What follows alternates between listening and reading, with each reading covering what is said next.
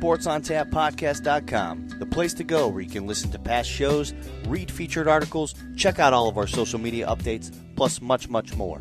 SportsOnTapPodcast.com, the official website of Sports on Tap.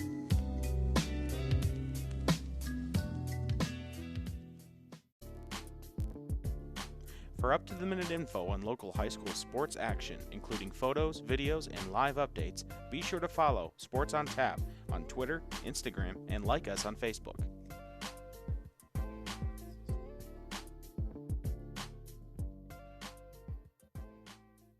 Why do you exercise? To look better? To feel better? To drop a few pounds? To train for an event? To defy age? Or to keep your ability to say yes to the things you love to do? Whatever motivates you, G&G Fitness Equipment is here to get you there. Treadmills, ellipticals, rowers, bikes, home gyms, and accessories. We'll pair you with the right equipment, teach you how to use it, and be there every step of your fitness journey. G&G Fitness. Your goal is our goal. RRT Productions, specializing in creating sports recruiting videos for all high school athletes. Want to play at the next level? Promote your talents with a video to send colleges. Affordable, experienced, and a high-quality video. Make us your local video production company.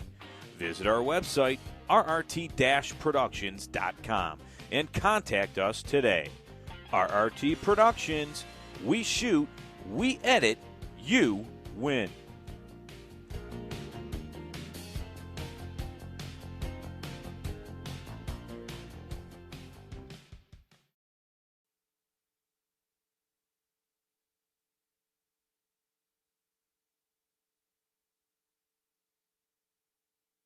This is the voice of the Cleveland Monsters, Tony Brown, and you're listening to Sports on Tap.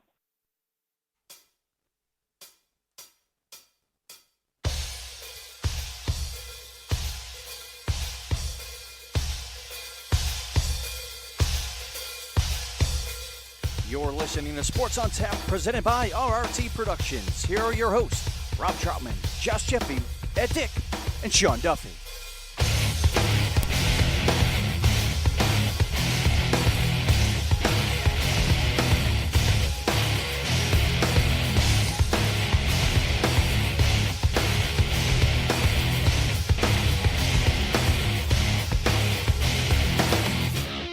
Welcome into Sports on Tap, live from Studio J. It is me, Sean Duffy, and Josh Jeffy. Rob Troutman out on assignment, wishing him well. Ed Dick will be along later to give us a breakdown of the GLC. But Josh, here we are. The end of the 2019 regular season is upon us. It has happened. It's amazing that it's happened this quickly. Titles have been shared and awarded. Playoff spots have been secured, and now we are here to break down all the Week 10 action that was in the Greater Cleveland Conference. And I'll throw it to you, my friend, to get us started with that conference, which has a lot of extra playing time this coming week. Yeah, we'll get to that as we go through the Week 10 recap of the GCC. We're going to start with the biggest game of this past weekend, and it had a lot of playoff implications in it. Basically, you win it and you're in, and that was between the Medina Bees and the Brunswick Blue Devils. And needless to say that Brunswick did not come out to play early, and Medina did. And you know, Medina we saw earlier this year, and they were all about the big plays, and big plays they were, and they were led by quarterback Drew Aller in this game, who he had a total of 428 yards and 4 touchdowns in this one. He had 323 yards in the air, 105 yards on the ground, and his main target on the receiving corps was Jacob Nanoski, 118 yards receiving, and he had those 4 touchdowns from Drew Aller.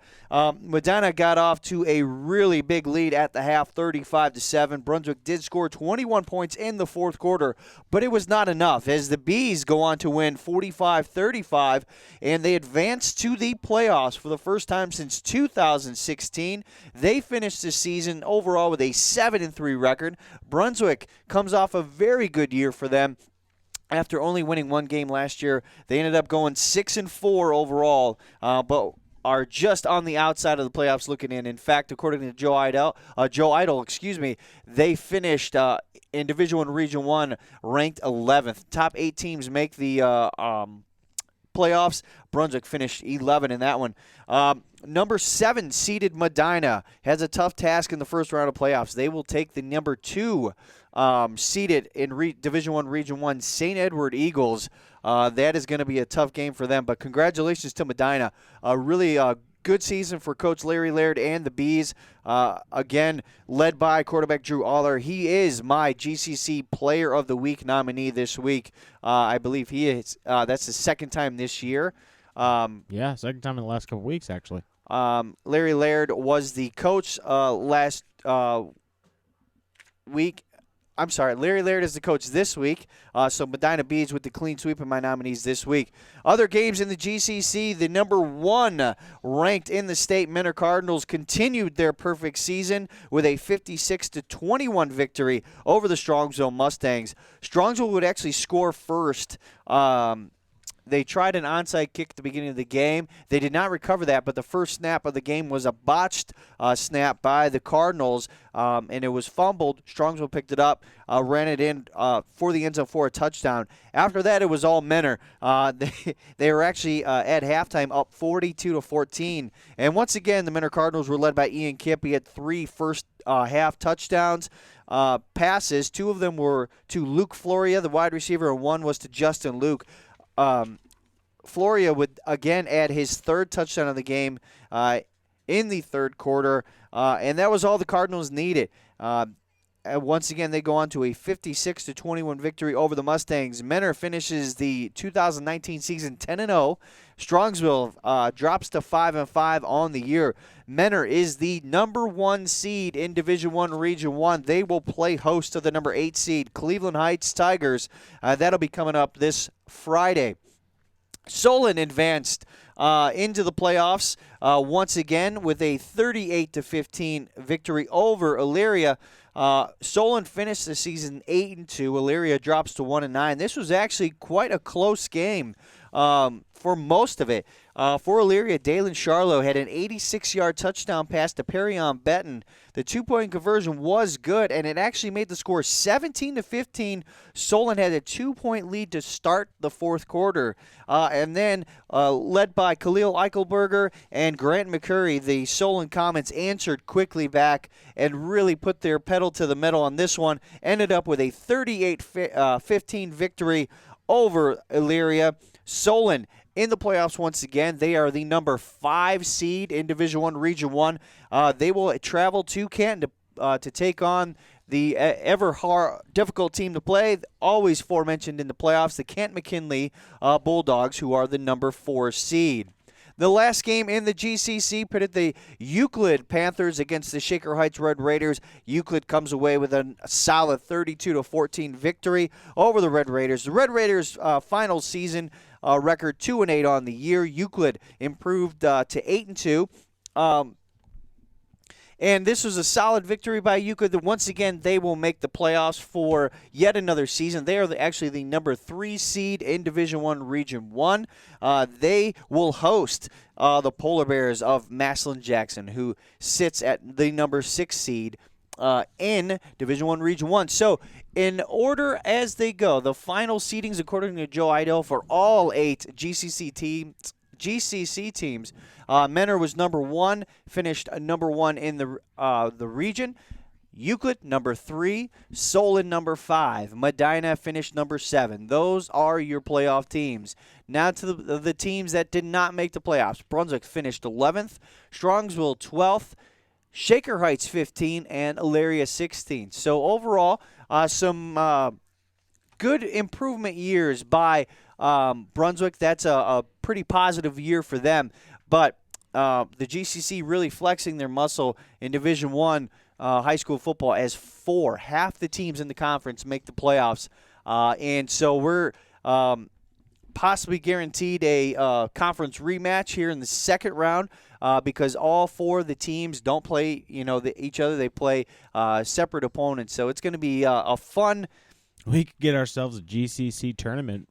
Right. Should all GCC teams win their first round matchup? I mean, you could be looking at That would an be all GCC semifinal. That would be something. Again, that would require Medina pulling what I would consider a major upset. That over would St. Ed's. probably be one of the major but again, upsets. If any team could, I think it's Medina. They've been surprising me all year when you look at how well they've performed against teams. You know, you throw out the Menners of the world just because Menner's a world beater right now. I don't think anybody in the state, much less maybe I would even arguably the nation would want to play a team like Menor right now because they are hitting on all cylinders. And this really, in my opinion, barring some sort of major upset or some sort of major letdown, which we just have not seen throughout 10 weeks of play in what is the hardest, I think, conference of public school. I would say the hardest conference in the state.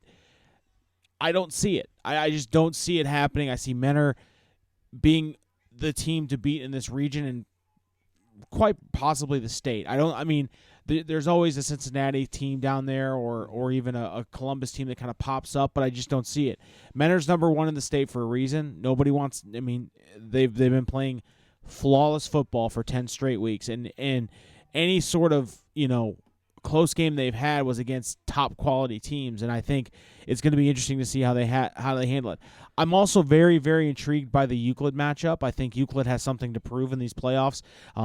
They've not had a real deep run as of late. They get in, but they kind of get bounced. They run up against some tougher competition.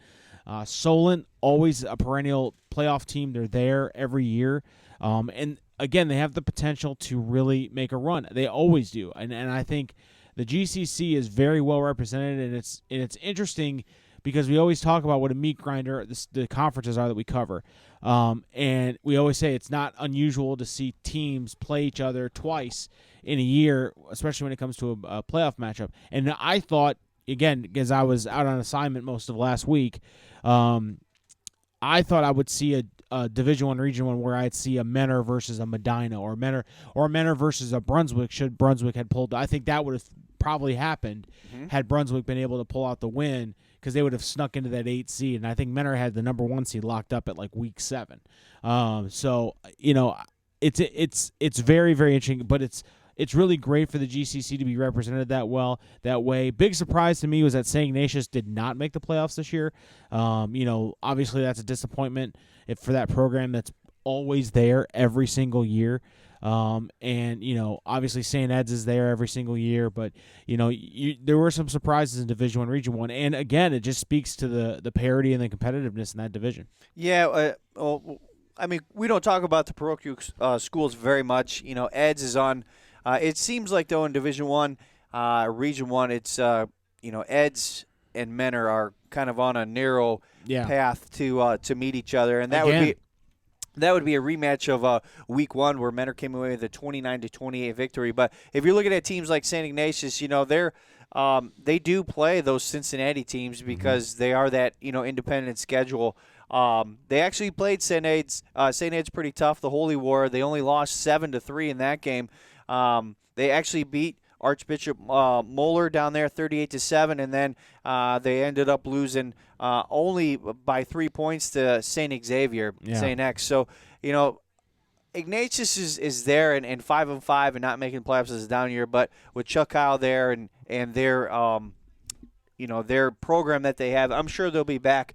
This is more of an outlier than a statistical. And that opens up, a possibility for a team like Medina or Massillon Jackson, who's a powerhouse down there in Stark County.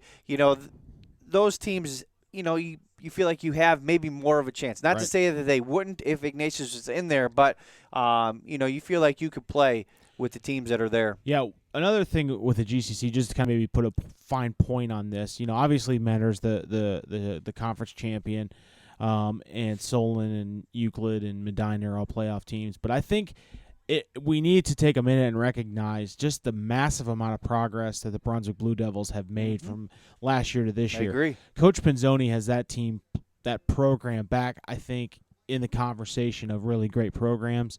I think you can really point to kids buying in. I think, we watched them versus North Royalton and very, very impressed with again, you look at this team, it's still a young team. They don't have a lot of senior players at key positions. I mean, their quarterbacks, running backs, a lot of their offensive line are juniors, so they're going to be coming back next year.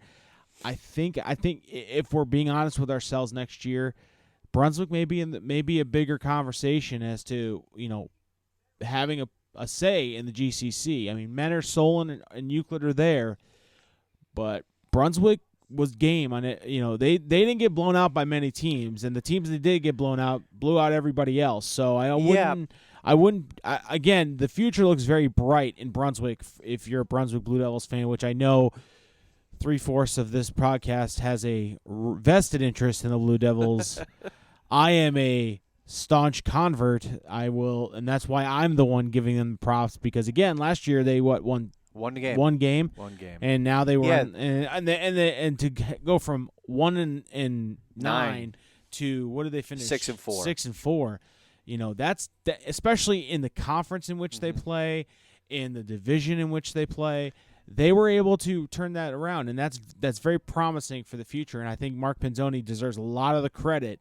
And his coaching staff and the school district and the kids and the parents and the community for supporting that program and getting it back into the competitiveness. And I think next year you're going to see a bigger step forward with Tyler Charette, I think it's Jake Charette. Why did I say Tyler? That's okay. As a quarterback, he took some really big steps this year. He was very impressive when we watched him live against North Royalton.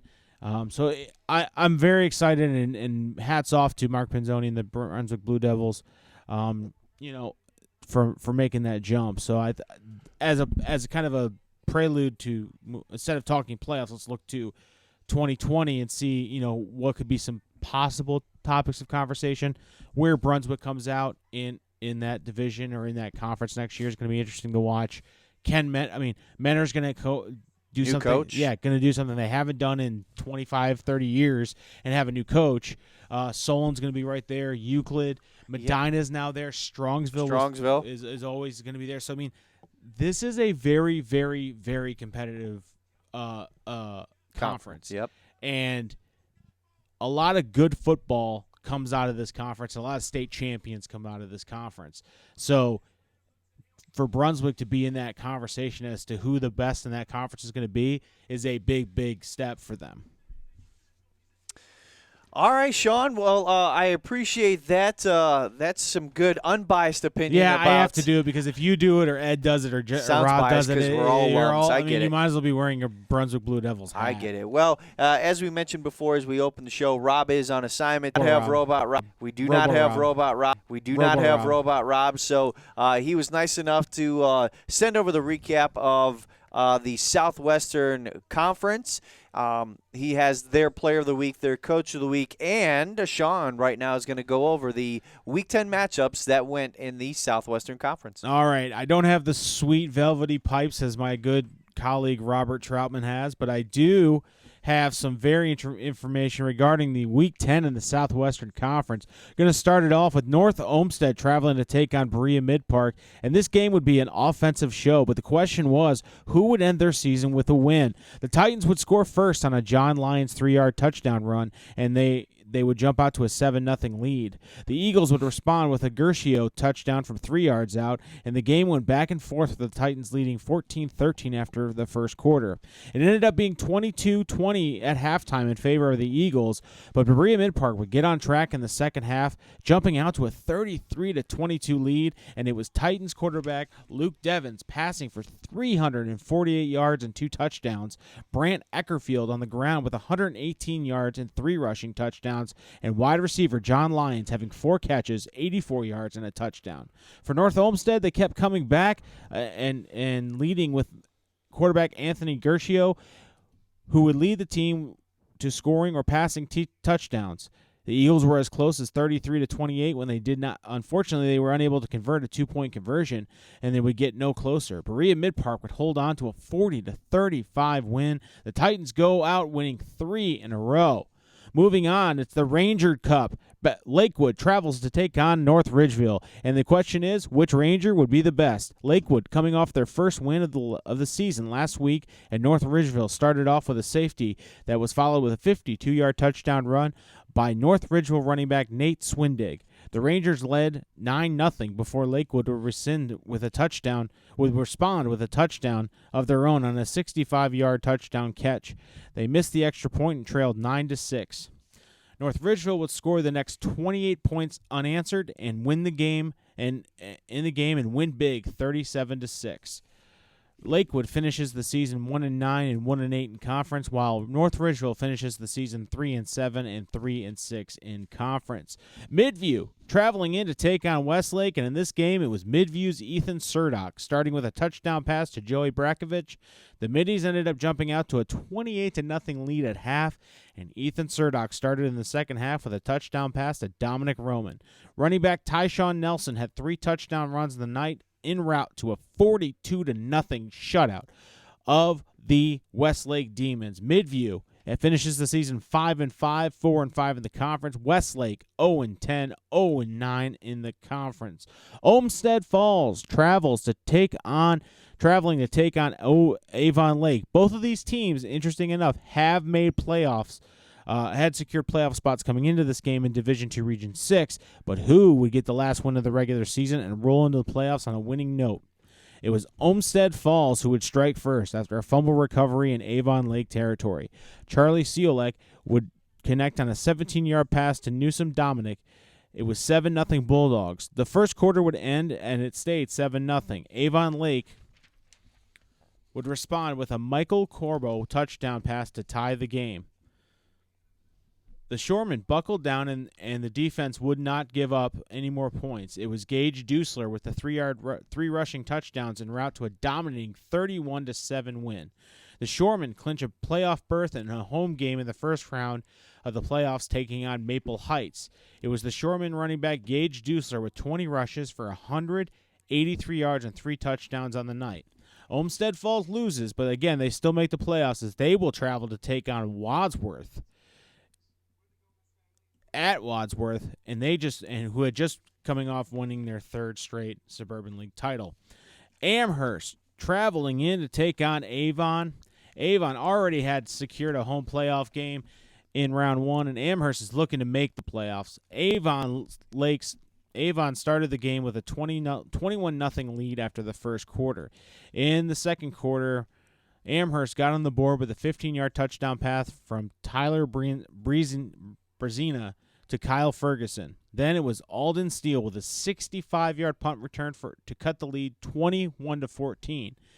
Avon running back Devin Hunter would score on a touchdown pass from quarterback Danny Zay, and was a 28-14 lead, and Avon led at half 35-14 and did not look back, winning 49-21 and clinching a home game and the number 1 seed in Division II Region 6. The Eagles will look to continue their great season as they host Wooster in the first round of the playoffs. Avon running back Devin Hunter scored 4 times and rushed for 227 yards. It was Avon quarterback Danny Zay passing for 228 yards and 4 touchdowns. For Amherst, quarterback Tyler Brzezina had 131 yards and 2 touchdowns. The Southwestern Conference Coach of the Week was Avon head coach Mike Elder, winning his 4th in a row Southwestern Conference title. And the Southwestern Conference Player of the Week, Avon running back Devin Hunter, 227 yards rushing, 4 passes caught for 45 yards, and 4 touchdowns. Here's how the Southwestern Conference looks for playoff matchups in Week 1. Wooster will travel in to take on number 1 seed Avon. Maple Heights will come in to travel in to take on number 2 seed Avon Lake. And as we mentioned, Olmsted Falls, the number 6 seed, will come in to take on the number 3 seed Wadsworth Grizzlies. And that's all that was fit to print. I want to apologize to everyone in the Southwestern Conference that I was the one doing this and not the dulcet tones of one Richard Troutman. But I got to say, the Southwestern Conference was another meat grinder this year, but we really saw the three teams that made the playoffs this year were really the three best teams, I think, in the playoff in the conference this year. I mean, Avon, you know, they are what they are, and there was a lot of concern coming in because they lost a lot. You know, you can't lose your quarterback and for 4 years and then turn it over. But they ended up. Danny Zay did a great job this year. Avon is undefeated. They are number 1 seed in Division II, Region 5. They got the home field advantage, and I think they are the team to beat. Now, interestingly, the team they played in Week 1 and barely beat in Week 1, Avon Lake, is right there at number 2. Olmsted Falls had a solid year, and they were rewarded for making the playoffs. Now, having to face a team like Wadsworth, who had, as we'll get to in our Game of the Week segment, having to play that team who's really coming off an emotional win, and really found some success later in the year, and we'll get to that in the Game of the Week recap. But it's really interesting because Olmsted Falls and Worcester is just a very intriguing matchup. And it's a nice cross division. It's a cross Olmsted Falls and Wadsworth. Wadsworth. Yeah. Sorry, I'm all over the place right now. It's all right. You know, you're trying to read. You're trying to read for Rob. I can't, and it's so hard because he does such a good job, and I don't want to disappoint. But yeah, Olmsted Falls and Wadsworth. I mean, that's a very intriguing matchup because those are two teams that, are always very good and very well coached, but also play two very different styles of football. Yep. Wadsworth can beat you running and throwing the ball, whereas Olmsted Falls plays ball control. They run. It's 4 yards in a cloud of dust, and you know it's coming, and it's hard to stop. That's why they're successful. So it's going to be interesting to see how the adjustments that are made from the coaching staffs on each one of these teams. Avon is going to do what Avon does, and Avon Lake's going to do what Avon Lake does. We saw them in Week 1. A little shaky first week and everything like that, they've gotten better. Yeah, during that game in Week 1, Avon Lake did get off to a slow start, but they picked it up later in the second half, just didn't have enough. Now, Avon Lake, I'm kind of looking at them as, in my opinion, the favorite to come out. I think, really? Yeah, because their defense is just playing at another level right now. The past 8 weeks, they've given up only 14 points. And that's all in conference play. The offense is doing their thing, and right. Yes, you have to score points in order to win. But in order, in the past 8 weeks, let's say they had 1, 2, 3, 4, 5, 6 of those 8 games were shutouts in the Southwestern Conference. So the way that Avon Lake's defense is playing right now, that you got to really like that and favor them going into this. These playoffs in Division II, Region 6. Yeah, in Region 5. Region 5, I'm sorry. So, yeah. And it's Region 6. Oh, it's Region 6? Yes. All right. Well, listen. We get it. Let's just move right past it. Let's move right on. We're going to continue this. Let's execute. You're on the ones and the twos. DJ Jeffy and Studio J rocking it and rolling. We have more. We're going to come back, and I'm going to break down the Week 10 of the Suburban League and tell you which teams from the Suburban League are going to be playing in the first round of the playoffs. Coming back on the other side.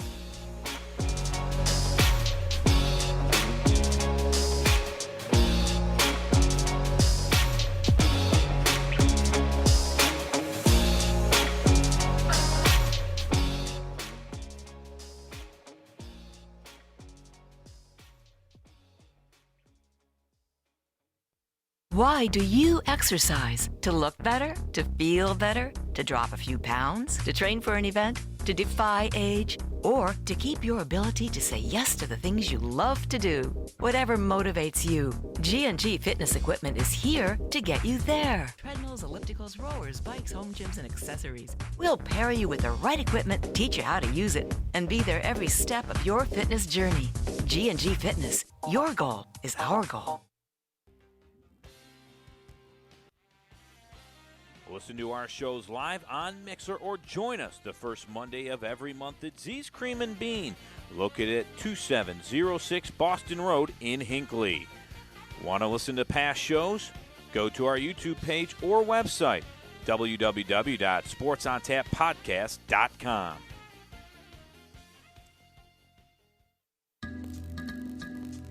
SportsOnTapPodcast.com, the place to go where you can listen to past shows, read featured articles, check out all of our social media updates, plus much, much more. SportsOnTapPodcast.com, the official website of Sports on Tap.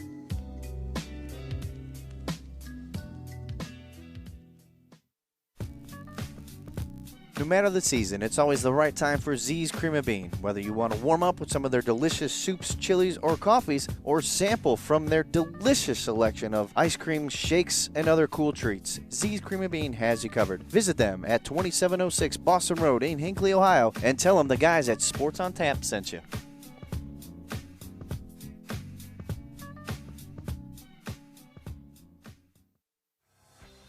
RRT Productions, specializing in creating sports recruiting videos for all high school athletes. Want to play at the next level? Promote your talents with a video to send colleges. Affordable, experienced, and a high-quality video. Make us your local video production company. Visit our website, rrt-productions.com, and contact us today. RRT Productions, we shoot, we edit, you win.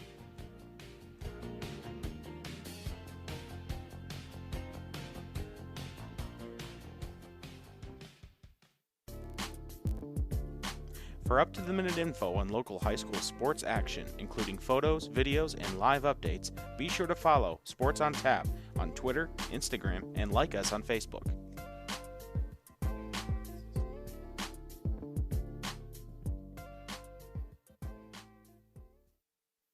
Okay, you want to support a great local store that supports Cleveland and Ohio sports. GV Artwork and Design has the best stylish sports apparel, whether it's Cleveland sports, college gear. I've seen high school gear, your favorite sports teams, not just Cleveland. They have it all. Now, a special offer for Sports on Tap listeners. Use the code ONTAP10 and receive 10% off your full order. Go to gvartwork.com. That's gvartwork.com. GV Art and Design, original and one of a kind. Hi, Mike Emmerich from the NHL on NBC. For the best coverage of the Greater Cleveland High School Hockey League, listen to Sports on Tap.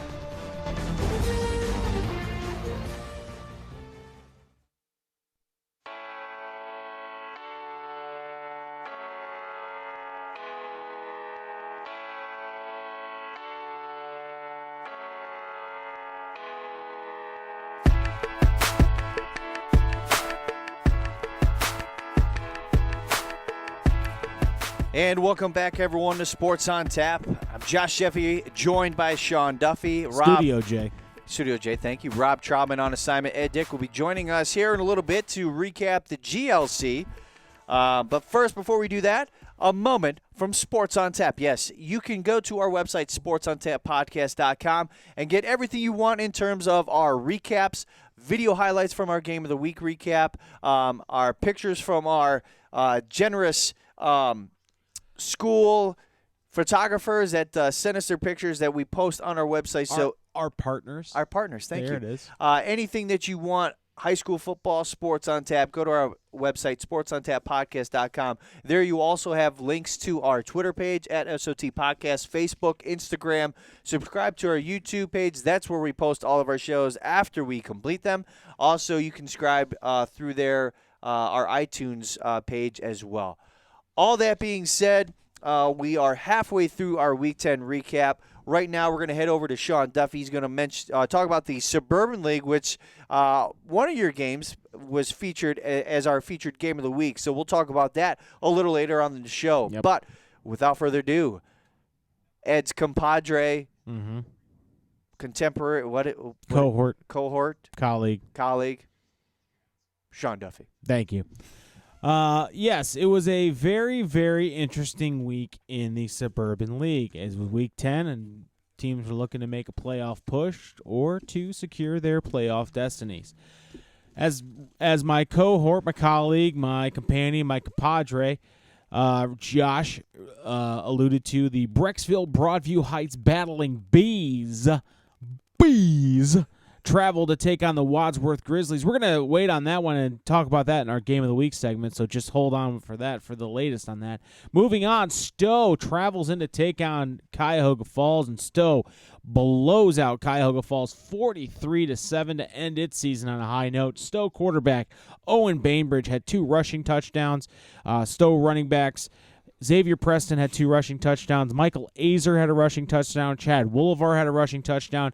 Pretty much if it was a touchdown and it was on the ground, Stowe completely dominates Cuyahoga Falls 43-7. Cuyahoga Falls' only touchdown did come on a 32-yard pass from Bronovan Arsenault to Christian Casto. Cuyahoga Falls finishes the season 2-8 and 0-7 in the conference. They did not make the playoffs. Stowe finishes 6-4 and 3-4 in the conference. They also did not make the Division I Region 1 playoff picture. Hudson traveling in to take on Twinsburg, and they completely dominate the Twinsburg Tigers 56-13 and earn a playoff spot. Hudson quarterback Jacob Peltani, 215 yards rushing, 4 rushing touchdowns. Hudson running back Drew Leitner also had a rushing touchdown. Twinsburg did score late in this game, but it was after the game was well in hand for the Explorers. Twinsburg finishes their season 2-8, 1-6 in the conference. They are not eligible for postseason play. Hudson finishes 7-3, 6-1. And I'll wait to tell you what happens on that one. They will face Massillon Perry in the Division II Region 5 quarterfinal, as they do end up making the playoffs in Division II Region 5. Region 5. North Royalton traveling in to take on Nordonia, and Nordonia routs North Royalton 56-26 to end its season, again on a positive note. Nordonia quarterback Billy Levac, 14 of 17, 134 yards, 3 passing touchdowns, 2 rushing touchdowns. Nordonia's Sal Perrine had 2 rushing touchdowns. North Royalton, Michael Piazza went 11 for 21, 2 touchdowns, 1 interception, and a rush touchdown. North Royalton finishes its season 4-6, 2-5 in the conference. They did not make the postseason. Nordonia finishes its season at 500, 5-5, and they ended up 4-3 in the conference. But unfortunately, it was not enough to make the playoff picture. Moving on to the American Division. Aurora clinches the American Division title outright, and they complete an undefeated season as Aurora wins 42-0 over Copley. Aurora quarterback Alex Moore went 7 of 12, 212 yards, 4 touchdowns, passing, 1 rushing touchdown. Aurora wide receiver Johnny Papish had 3 of those 4 touchdowns from Alex Moore. Copley unfortunately finishes the season 2-8, 1-5 in the conference. Obviously, they didn't make the playoffs. Aurora finishes 10-0, 6-0 in the conference. They are the number 3 seed in Division III Region 9. They will host Steubenville in the quarterfinals. Roosevelt traveling into Barberton, and Barberton needed some help to make the playoffs, and they took care of business with a 26-0 victory over Roosevelt. Barberton quarterback Chase Haywood had 2 passing touchdowns. Barberton would actually have 2 defensive scores in this win. Joseph Johnston had a 75-yard interception return for a touchdown. Keandra Turner had an 18-yard fumble return for a touchdown. But unfortunately, they did not get the help they needed. Barberton does get the 26-0 victory, but unfortunately they just missed the playoffs as they finished 7-3, 5-1 in the conference. Roosevelt, 500 on the year, 5-5, 4-2 in the conference. They also did not make the playoffs.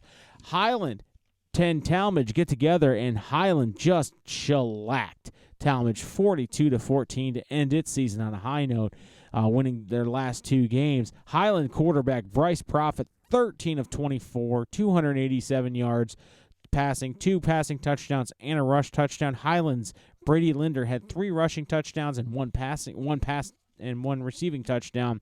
Talmadge did score 2 late touchdowns when the game was already decided, but unfortunately it was not enough as Highland rolls to a 42-14 victory. Talmadge finishes the season 1-9 on the season and 0-6 in the conference. They did not make the playoff picture.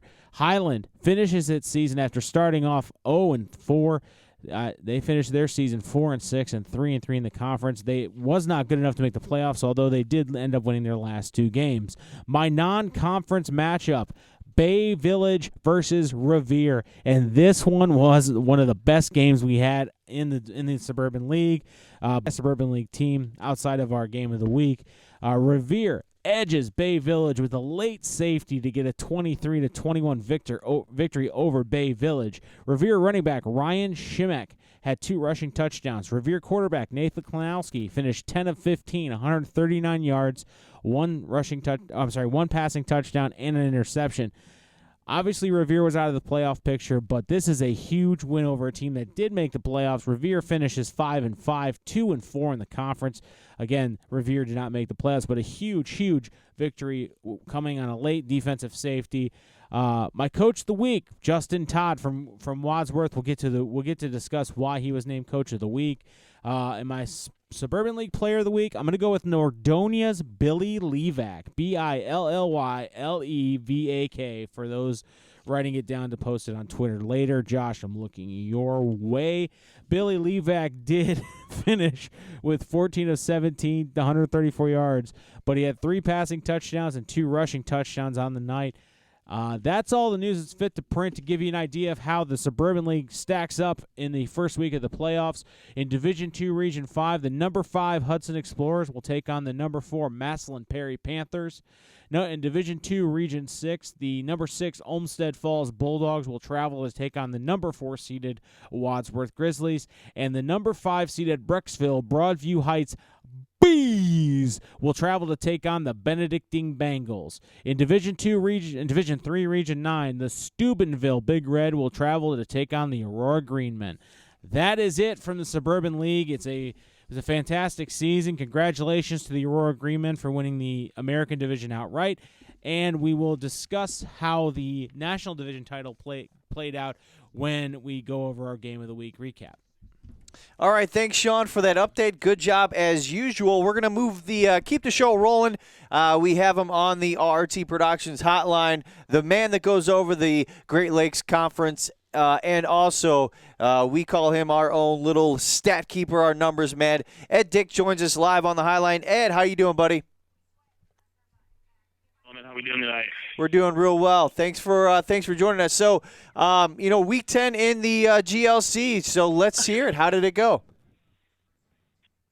It's hard to believe the regular season has come to an end for most teams, but as anticipated, the GLC was a competitive league of qualifying 4 teams into next week's state playoffs. First, we will start with teams that we'll be looking forward to next season. Valley Forge did battle with Normandy at Byers Field. The Patriots quickly took control behind their Penton running game. They wrapped up a 42-0 halftime lead en route to a 63-0 victory over the Invaders. Touchdowns were scored by Mike Pappas, Anthony Janowski, A.J. Augusto, and Kentrell Marks for the Patriots, amongst others. The Patriots finished their season 5-5 overall, 4-4 in the conference. And they wrap up their season, probably a little bit of a disappointment from last year, having made a playoff season last year. But they certainly, Coach DeAngelis has a good program out there, and I'm sure they're looking for big things next year. Normandy, unfortunately, finishes winless on the season, 0-10 overall, 0-8 in the conference. And I'm hoping that they'll be able to build their program up a little bit and get a win going into next season. All right, Elyria Catholic went into Week 10 and needing a victory to give themselves a great shot at the playoffs as they came into their contest against Rocky River, 8th in Division 5, Region 18.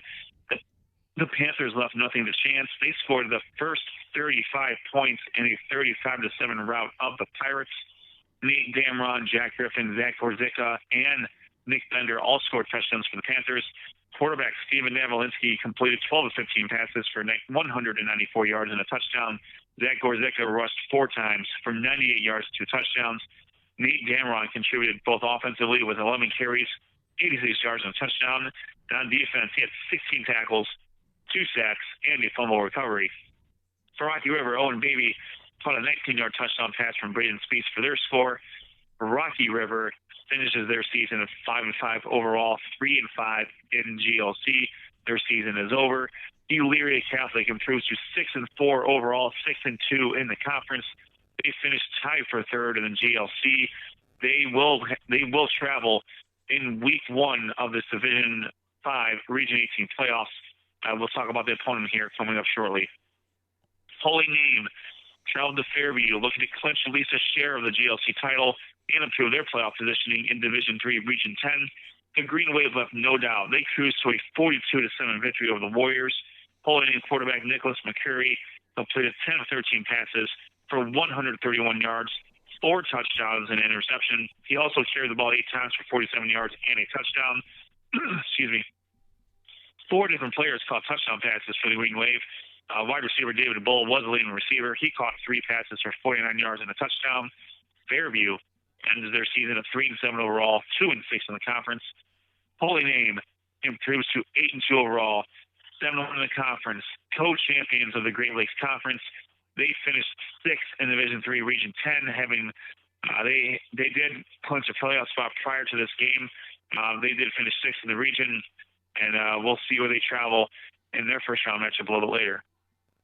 As Sean, my cohort, my compadre, my colleague, so eloquently spoke, they wrapped up their Great Lakes Conference schedule last week. They took on Richfield Revere in the Week 10 non-league matchup. Sean filled it up pretty quickly. With the Rockets having already qualified for the playoffs in Division 3 Region 10, they were able to afford to lose this game, knowing that they had that in their back pockets, but still major miss in playoff points there. They fall to the Minutemen 23-21 in a very tight contest. Revere improves to 5-5 overall, and as Sean mentioned, they just missed out on postseason play. Glenville was able to jump in with their victory over Rhodes to sneak into the playoffs in Division 3 Region 10. They finishes 7-3 overall, 6-2 in Great Lakes Conference play. They also tied for 3rd. They qualified 7th in Division 3 Region 10, and we'll talk about where they travel in Week 1 of the playoffs. Lastly, and this was a Thursday night game, Buckeye took on Parma to stake their claim to the GLC title. The Bucks jumped to a 35-0 lead early in the second quarter on their way to a 42-7 victory over the Redmen. Armando Nye rushed for 3 touchdowns. Jacob Durkee chipped in another 2 rushing touchdowns. Durkee finished the game with 14 rushes for 176 yards. His season total rushing is 1,535 yards. Tremendous season by Jacob Durkee and the rest of the Bucks, having won the GLC in their first season of competition, along with Holy Name, of course. Parma ends their season at 2-8 overall, 107 in the conference. Buckeye qualified 4th in Division 3 Region 10. They have a home game, and we'll find out who they play later in the segment. My coach of the week is Greg Dennison of Buckeye, really solely due to the fact that they came into a new conference, having dominated the Patriot Athletic Conference for the better part of the last 4 or 5 years, and they established themselves as a powerhouse in this conference, along with Holy Name, for that matter. Their only loss was to Holy Name, and so congratulations to Coach Dennison of Buckeye. Also, congratulations to Coach Juan Delowski at Holy Name. Both teams winning the GLC. It's a major accomplishment, and both teams made the playoffs. So congratulations to both coaches and their programs. My player of the week is Nate Dameron from Elyria Catholic. We talked about him in his recap. 11 carries, 86 yards, and a touchdown. On defense, 16 tackles, 2 sacks, and a fumble recovery. So he did it all over the place. So congratulations to Nate Dameron, my player of the week for the GLC in Week 10. All right, so the two regions that specifically pertain to the GLC are Division 3 Region 10 and Division 5 Region 18. We'll quickly go through those 2 regions. In Division 3 Region 10, which I don't have pulled up here, as my son is expressing his disinterest at the Brunswick loss the other night. I know, that was a tough one, bud. One sec. Hand this up. There we go. Okay, so we'll start with the home team. Medina Buckeye qualified 4th in Division 3 Region 10. They will host the Sandusky Blue Streaks. They finished 5th. Not too far behind them, with a 1.5 behind them on the computer rankings. Sandusky is 7-3 overall. and they will travel to Buckeye for their contest in week one of the playoffs. Holy Name qualified 6th. They will travel to Tiffin to take on Columbian. Tiffin 9-1. Tiffin Columbian 9-1 overall in their season. So that's going to be a tough matchup for Holy Name, traveling all the way up to Tiffin from Parma. It's not exactly a close drive there. No, it's Number not. 7 seed, Bay Village. The Rockets will take on Mansfield. They will travel to Arlen Field to take on the Tigers, the Tygers Tigers of Mansfield. They finished 9-1 comfortably in the number 2 seed in Division 3, Region 10. So congratulations to Buckeye, Holy Name, and Bay.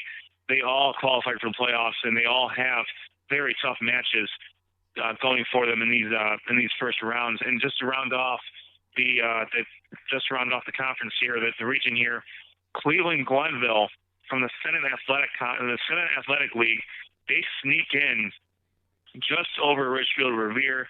Sean, I think you'll agree that some of those losses that Revere took in the middle of the season, really, to Kent Roosevelt and Highland, those are the games that I think they wish they had back, because otherwise they'd be sitting quite comfortably in the Division 3 Region 10 playoffs. Yeah, absolutely. And you look at Revere's year overall with all the outside distractions coming in late in the summer, going into this season. The fact that they were able to kind of corral that and move it, and really put together a really solid season. You're right. Not having, losing to Roosevelt and Highland probably hurt them more than anything. It's nice to get that win over Bay and have a shot, but unfortunately, when you lose to teams that, barely get wins overall, it does hurt your playoff opportunities. But, overall, a good season for Revere. Yeah, absolutely. And once Joe Idle was able to determine that Glenville essentially control their own destiny, or they got very close to that point and where the numbers are going to match up. We played Rhodes. Brunswick played Rhodes earlier in the year. Rhodes, they're a good program for their conference, but they are no match for a team of the strength of Glenville. Glenville's only losses are to an 8-2 Euclid, a 9-1 Cleveland Heights, and a 9-1 Olin Tandy Liberty. But overall, it speaks to the strength of the Senate Athletic League that Glenville was able to run the table and still get into the playoffs. So congratulations to the Glenville Tarblooders, led by Coach Ted Ginn. They will travel to Norwalk in week 1 of the playoffs. Norwalk 8-2 overall. So that's also not going to be the closest of drives for a Cleveland-based team, but in the first round of playoffs, this will happen, especially when you get down to the smaller division schools where they're a little more spread out amongst the region. All right, we will move quickly to Division 5, Region 18. The team that qualified from the GLC is the Elyria Catholic Panthers. They qualified 7th, just edging out Beechwood, just underneath Lutheran East. Their reward for making the playoffs is traveling to the home of Bobby Knight, to the home of Smuckers, to the home of my former teammate and friend, and one of my friends from college, Chad Teague, and various other teammates from Warville, from Mount Union. They will take on the defending Division 5 state champion Orville Red Riders. They will travel to Orville for that contest. Make no mistake, Elyria Catholic will not be afraid of Orville. I have no doubt about that. Elyria Catholic has had some great wins this season, and they do have they will put a scare into a team in the playoffs as recently as they have in the last couple of years. So, I think we were talking about it last week. If you want to try to avoid the defending state champions, Elyria Catholic was not able to do that. So it's going to be a great game, though. Good luck to the Panthers. And my respects to my friends from Orville. Good luck to the Red Riders as well. Quickly in that conference, or in that region, Beechwood is the 8th seed. They're 8-2. They will take on Oak Harbor, 10-0, the number 1 seed. Cleveland Heights, Lutheran East, 7-2 overall. They have the 6th seed. They will travel to Marion Pleasant, 8-2 overall there. And then the 4-5 matchup is Pemberville Eastwood, 10-0. They will take on Finley Liberty Benton, 9-1. So we'll see what happens We'll see what happens. It's playoff time. There's nothing better if you're a high school football fan and you've gone through the first 10 weeks watching your favorite teams, and hopefully sometimes they made the playoffs. Hopefully they didn't. If they did not, you still got 5 more weeks of very compelling and competitive football on your way for teams that don't really play each other very often are going to play each other. So you're going to see some things that you may haven't seen all year. So, make sure you guys make sure you head out, support your teams. If you do have a team in the playoffs, make sure you support them. There's nothing better than a city showing up for a playoff run.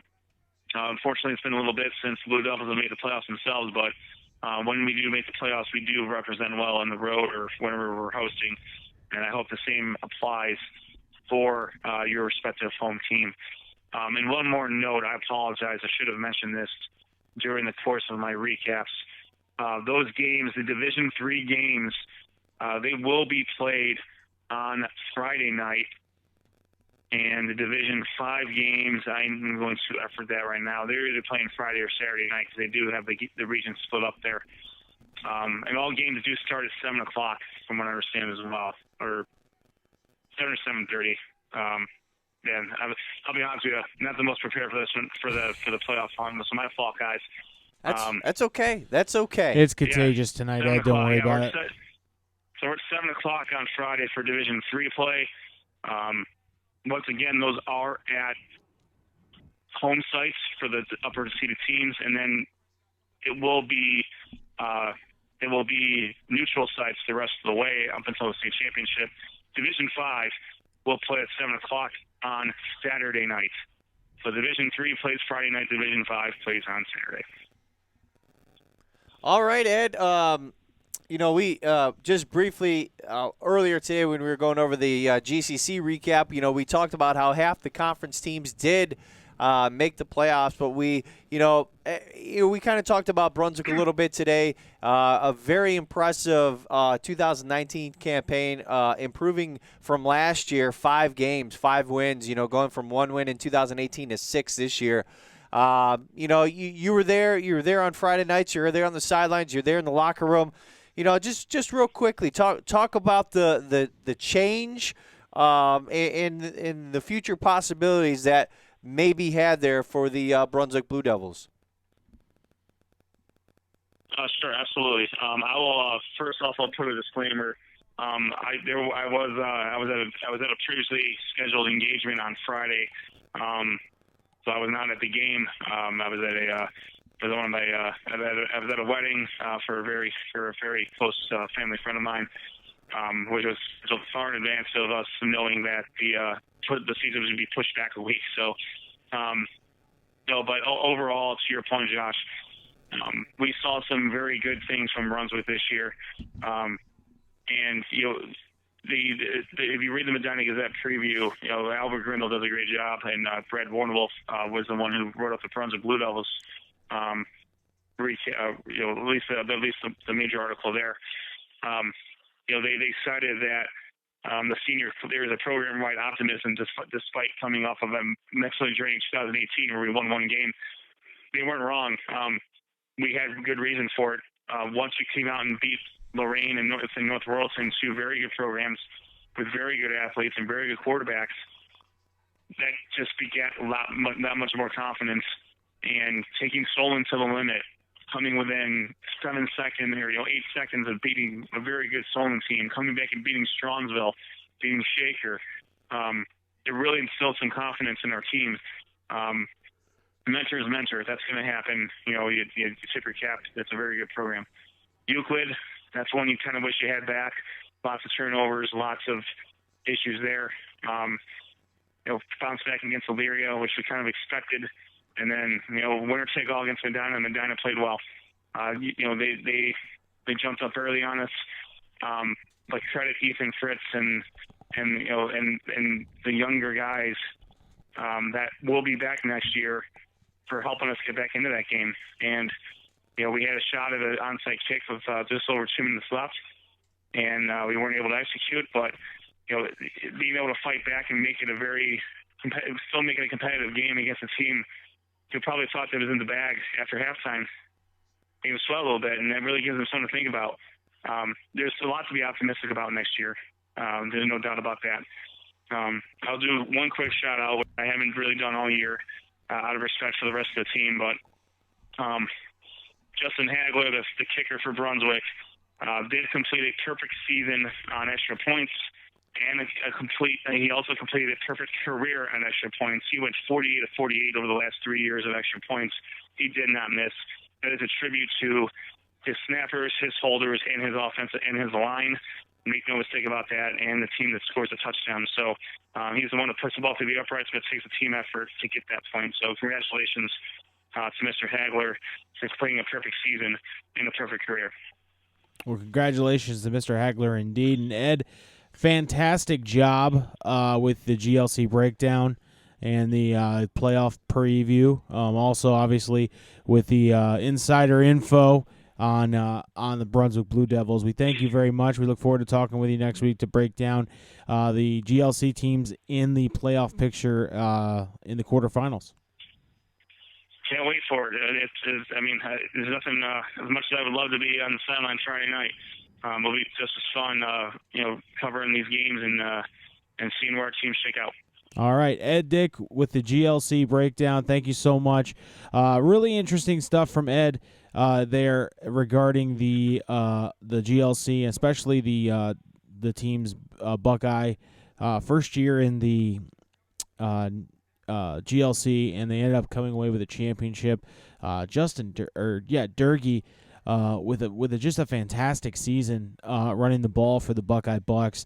Elyria Catholic, really, we saw them, going forward. We saw them live against Valley Forge. Yeah, and in fact, Elyria Catholic won out the rest of the season and they needed to make the playoffs. And their first win that they had in their streak was when we were there against Valley Forge. So once again, we'll take a little bit of credit for that. I think so. I think we tend to sprinkle luck wherever we go. We're a very impressive team as we do things. But yeah, we're gonna go ahead and step away real quick. When we come back, we'll go ahead and announce the coach of the week coach of the week poll results. Also, we will discuss the game of the week, which picked the Brecksville Broadview Heights B. I can't do it right tonight. Bees. Yeah, off your game against the Wadsworth Grizzlies, which would decide the Suburban League National Division crown. We will definitely come back and talk about that, and we'll also go ahead and let you know what playoff game we will be covering in the first week of the playoffs. All that and more coming back at you on the other side of the break. It's Sports on Tap, live from Studio J.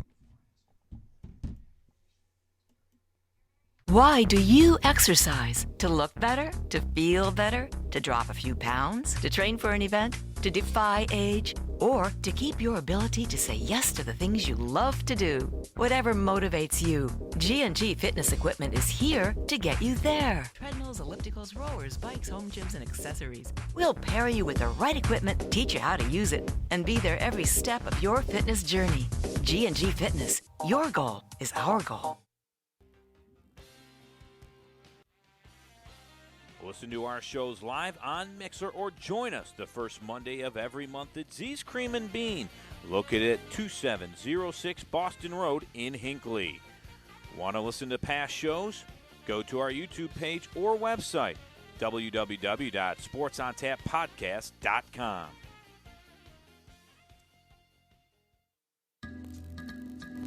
SportsOnTapPodcast.com, the place to go where you can listen to past shows, read featured articles, check out all of our social media updates, plus much, much more. SportsOnTapPodcast.com, the official website of Sports on Tap.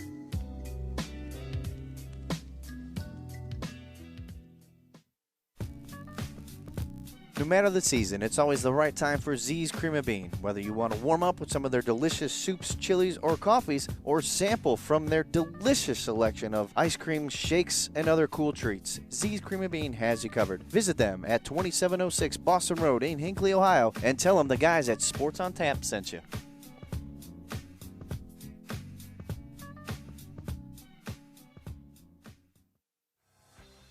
RRT Productions, specializing in creating sports recruiting videos for all high school athletes. Want to play at the next level? Promote your talents with a video to send colleges. Affordable, experienced, and a high-quality video. Make us your local video production company. Visit our website, rrt-productions.com, and contact us today. RRT Productions, we shoot, we edit, you win.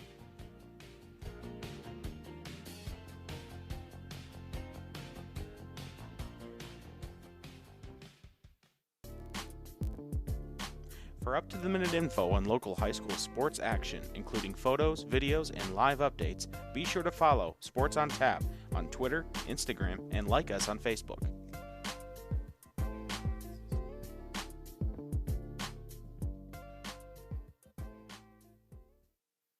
Okay, you want to support a great local store that supports Cleveland and Ohio sports. GV Artwork and Design has the best stylish sports apparel, whether it's Cleveland sports, college gear. I've seen high school gear, your favorite sports teams, not just Cleveland. They have it all. Now, a special offer for Sports on Tap listeners. Use the code ONTAP10 and receive 10% off your full order. Go to gvartwork.com. That's gvartwork.com. GV Art and Design, original and one of a kind. Hi, Mike Emmerich from the NHL on NBC. For the best coverage of the Greater Cleveland High School Hockey League, listen to Sports on Tap.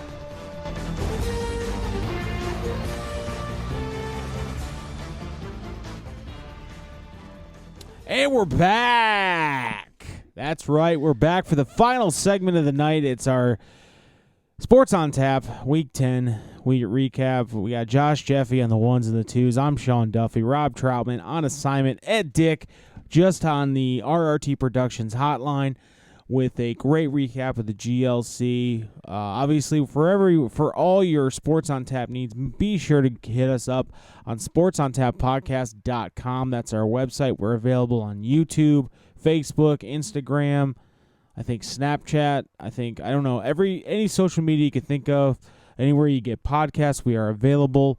Also, be sure to send us stats or pronunciations of names to our email at sportsontappodcast@gmail.com. Right now, we're going to go ahead and discuss the Week 10 coaches poll, and I'm going to throw it to a very perplexed, a very seemingly aggravated man, and his name is Josh Jeffy. Josh, can you give us the results of the Week 10 coaches poll? Well, Sean, I sure can. And if I do seem perplexed, I just like saying perplexed. I really don't know what it means. Just a little behind the curtains. Music is a big part of our show, I think. It lets us kind of set the mood for that specific segment. We like to set the mood here. Let it go out at the end of that segment, but for whatever reason, music's not working. Yeah. And that's bothered. That's bothersome to me. We have a one-wheel situation right now with the music. But that's okay. We'll continue on. Yes, Sean, on our Twitter page at SOT Podcast, we did have our Week 10 G&G Fitness Coach of the Week. The nominees were Justin Todd from Wadsworth, Larry Laird from Medina, Greg Dennison of Buckeye, and Mike Elder of Avon. And it was a close race between two Medina County teams, Justin Todd of Wadsworth and Larry Laird of Medina. Larry Laird of Medina, though, did come out on top with 46% of the votes, so he wins our final G&G Fitness Coach of the Week poll for high school football, the regular season. So congratulations to him. Now, moving on to other poll importance, since tomorrow is voting day. So go out and it is election day. Election day, vote. Be sure to vote. Doesn't matter who you vote for, just vote. And as we just a reminder, we cover 4 conferences in Northeast Ohio, and we being Sean, me, Rob, and Ed, we do nominate a player of the week. And this week for the GCC, it's Medina quarterback Drew Aller.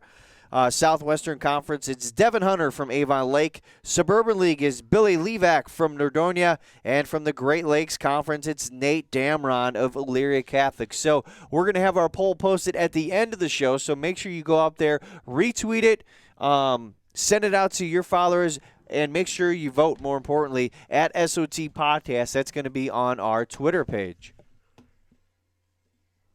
That's correct. It will be. Sorry, I caught a yawn there. So there's only one thing left to do here. We have a little bit of outstanding business here. We need to know how the Suburban League National Division shakes out, and our game of the week was essentially a championship game. I'll kick it over to my compadre, my cohort, my DJ with all the right moves and the ones and the twos. Not today, my friend. Yeah, Josh. But, I mean, here's the situation. The Brecksville Broadview Heights Bees had an opportunity taking on Wadsworth Grizzlies in Week 10 to secure outright ownership of that National Division title. And a Wadsworth win brings not only a share with Brecksville and Wadsworth, but also Hudson ends up coming into that. Because Hudson, if you remember, beat Wadsworth at a game we covered. Wow. A game of the week. So, without further ado, Josh, please enlighten me so that I can rest easy as to who is going to take home the Suburban League National Division title. Josh, Jeffy, go. Well, Sean, thank you for that intro. Yeah, it was an awesome night. As I mentioned before, I always like going to Wadsworth. It's a fun stadium. It's just an awesome. Did you have to take a bus? No. No, we got there early. I know where to park, man. All right. I just had to take Can't a bus park last on time I was in yeah, Wadsworth. No offense to Wadsworth. Lovely bus. I just haven't rode a bus since I was like 12. Yeah, you got to just know where to park on the streets, man. And then just, I you couldn't know. fit in this seat. It was a whole thing. Yeah. Well, we won't go there. But it was an awesome, clear night, really cold night, probably one of the coldest nights that we've had thus far this season. But it did have kind of a big game feel to it. Both teams are coming in this game looking, like Sean said, for that elusive Suburban League National Division crown in this one. And both teams were a little jittery at first. You could tell both teams went 3 and out on their first drives, but the Bees began their second drive on their own 28. The with what? The Bees. Yeah, I can't say it, and you do a lot better than that. But they began their second drive on their own 28 with 4:56 left in the first quarter. They marched down the field, and then Jake Labas found Ronnie Wilson from 32 yards out to make it 7-0, and that was the first score of the game. Now, Wadsworth did have a chance to score. They had a touchdown run that was called back due to a holding, so they were not able to get on the board. But the Grizzlies, once they did get the ball back after the first score, they had 14 seconds left in the quarter. Trey Schaefer found Mitch Evans deep from 45 yards out. That tied the game at 7. Then midway through the second quarter, the Grizzlies took a 14-7 lead on another long passing touchdown from Trey Schaefer. This time he found wide receiver Barrett Labas from 51 yards. After that, the Bees quickly answered when Joe Labas hit wide receiver Jeremy Janazzo with a nice passing catch down to the 2-yard line. From there, running back Garrett Kubitz hammered in the Bees touchdown, once again tying the game at 14. The score remained 14-14 at the half. As they did to start the game, both teams were held without points in the first drive of the second half. Both teams remained scoreless through most of the third quarter. The Bees could not convert on a fourth down to start the fourth quarter. On the next play, Grizzlies running back Dom Laparo scored on a 90-yard touchdown run to make the score 20-14. And that's when the scoring started to take place. On their next possession, the Bees would once again march down the field. The connection of Labas and Wilson would strike again, this time from 26 yards out, and that tied the game at 21 with 7:37 left in the game. As the game went deeper into the fourth quarter, the intensity of not only the on the field, on the sidelines, but in the stands became known. As I mentioned, big game feel, and it was starting to come up on this one. On their next fourth quarter possession, the Grizzlies, led by Trey Schaefer, would lead them down to the goal line, where once again Lepar would find the end zone from about a yard out. After the extra point, the Grizzlies were now up 28-21. On the ensuing kickoff, Ronnie Wilson, that man, came up huge as he returned the kickoff, 63 yards for the touchdown, and that was with 5:41 left in the game. both teams tied at 28. The Grizzlies began the next drive at midfield. After a first down, Schaefer confused the Bees defense with a masterful play-action fake, found once again Dom Laparo open for a 40-yard touchdown pass that put the Grizzlies up 35-28 with 3:53 left in the game. The Bees, and I got to give them credit, their coaching staff and players very composed at this moment of time. You know, there was a lot riding on this drive for them in terms of championship. They were able to get the They were able to get into Grizzly territory, deep in Grizzly territory, behind the solid running of Garrett Kubitz. Once again, hard runner. Labas was then able to sell the run for the third time in the game, and he found Ronnie Wilson from 28 yards out for the touchdown with 1 minute, 15 seconds left in the game. Now, this was kind of a big deal because instead of going for the tie, Bees coach Martin Potter decided to go for the game-winning two-point conversion. However, you play to win the game. However, the Grizzlies were able to wrap up Kubitz on the 1-yard line, denying the two-point conversion. Now, the Bees had a small ray of hope when they were just trying to run the ball out. The Grizzlies actually fumbled the ball close to midfield. There was just kind of a muffled exchange between the quarterback and running back. There was 24 seconds left on the clock. There was a scrum for it, but fortunately for Wadsworth, they were able to recover. But soon after that, they forced the Grizzlies to punt. Last chance for the Bees came with 5 seconds left as Joe Labas stepped back to find a wide receiver to throw to. Senior linebacker Jake Grice for Wadsworth was able to sack Labas to end the game for the Grizzlies, and the final score 35-34 to win a share of the Suburban League National Division Conference Championship. In this game, the Bees were led by quarterback Joe Labas. He was 23 of 29 for 255 yards and 3 touchdowns. Ronnie Wilson had 4 of the 5 Bees touchdowns, including 3 receiving and 1 kickoff return. Garrett Kubitz led the Bees' ground attack with 100 yards rushing on 21 attempts and a touchdown. Dom Laparo was the main man for the Grizzlies. He racked up 40 yards in the air, 231 yards on the ground, and had 2 touchdowns. Barrett Labas and Mitch Evans also added TD receptions of 51 and 45 yards respectively. Again, both teams in this game clinched a share of the Suburban League Championship National Division. Wadsworth, as we already mentioned, finished the season with an 8-2 overall record, 6-1 in the conference. The Brecksville Bees finished 7-3 overall with a 6-1 conference record. And both teams do have first-round matchups in the playoffs, as we mentioned earlier today. Sean, That's right. The Olmsted, number 6, Olmsted Falls Bulldogs will travel to take on the number 4 Wadsworth Grizzlies in Division II Region 6. Also in Division II Region 6, number 5 Brecksville Broadview Heights Bees will travel to take on the Benedictine Bengals. And just to kind of put a fine point on the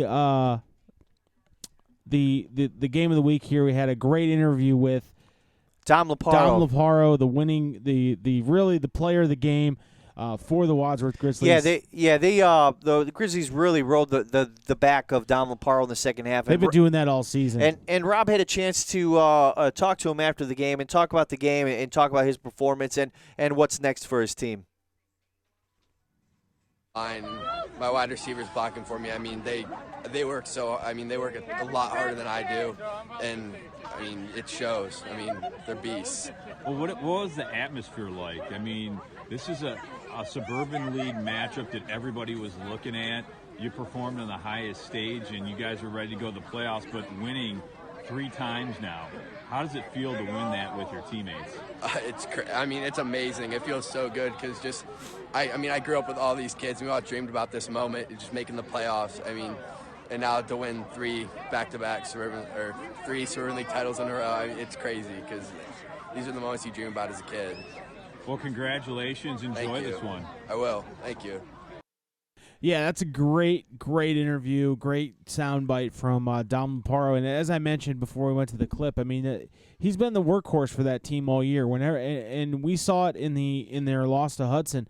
You know, when Hudson was able to put together an opportunity to stop Dom Laparo, then you have Trey Schaefer, then you have Labus and everyone and the Mitch receivers. Evans, Mitch the Evans out there, receivers. Wadsworth can beat you running the ball, can beat you throwing the ball, can beat you defensively. Wadsworth's a very interesting team. They're middle seeded a little bit with the number 3 seed. Yes, no, number 4 seed. Number 4 seed. Are they number 3 seed? They're 3. They Yes. are 3. Yes. Oh, They're 3. guess someone You've didn't proofread. That makes sense. 6 plays 3, 4 plays 5. All right, well. It's Monday for us too, folks. It's the time change. I'm not used to this. Yep. Anyway, Blame it on time my change. point about Wadsworth is, again, they're number 3 seed, but I really think they're a dark horse in their division right now, or in their division, in their region.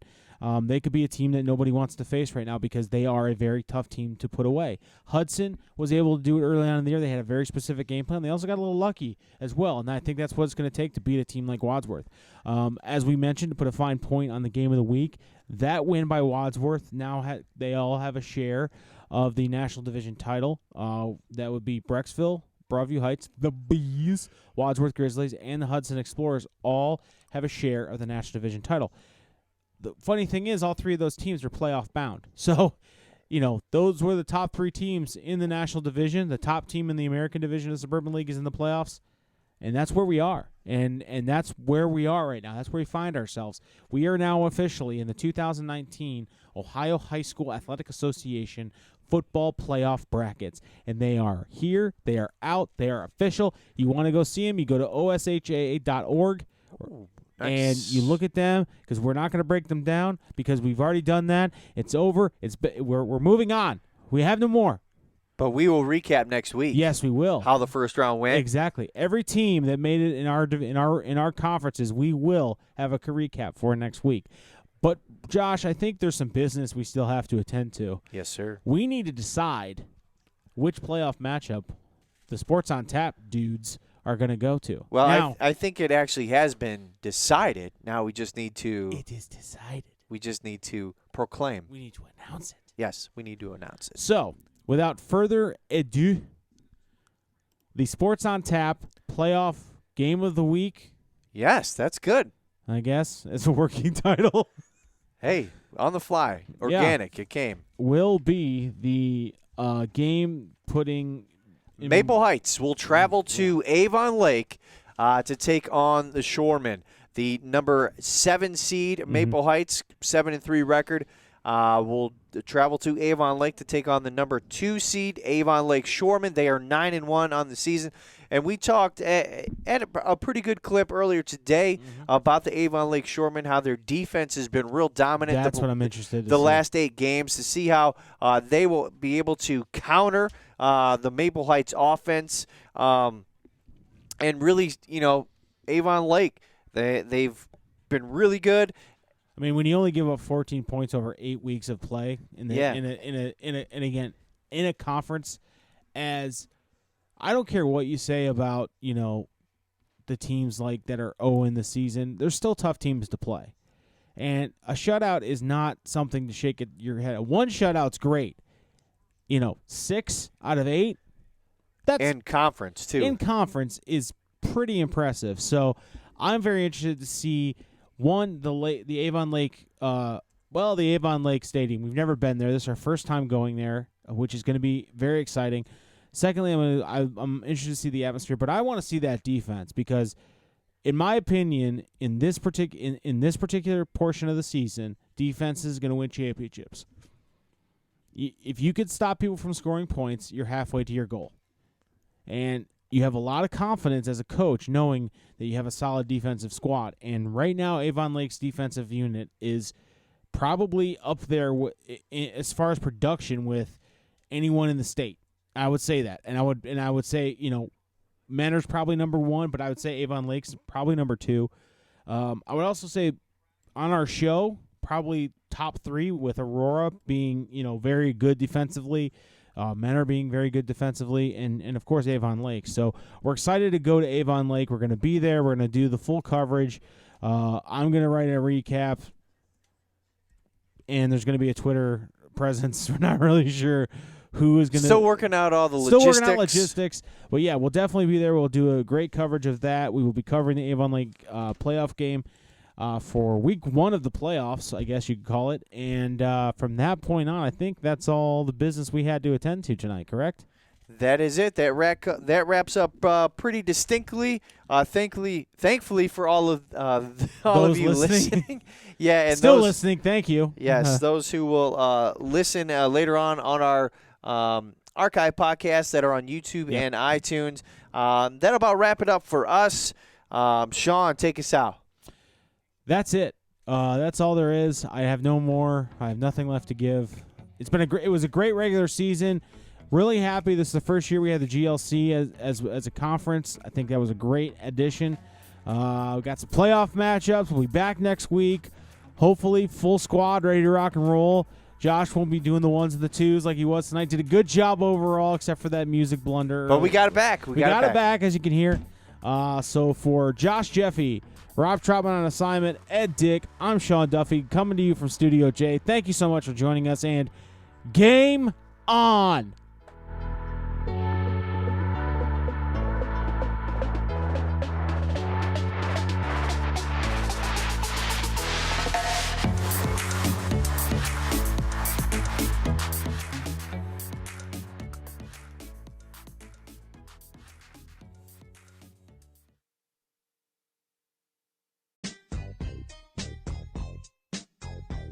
Thanks for listening to Sports on Tap. Make sure you visit our website, www.sportsontappodcast.com. We'd also like to thank our partners, Greater Cleveland High School Hockey League, home of the Barron Cup. Z's Cream and Bean, make life sweet, eat ice cream at Z's. RRT Productions, we shoot, we edit, you win, specializing in sports recruiting videos for all high school athletes. And GV Artwork and Design, original and one of a kind.